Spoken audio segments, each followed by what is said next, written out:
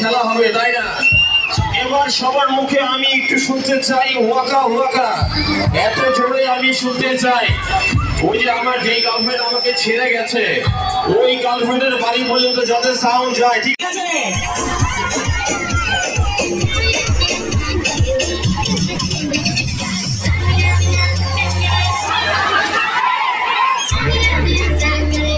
This time for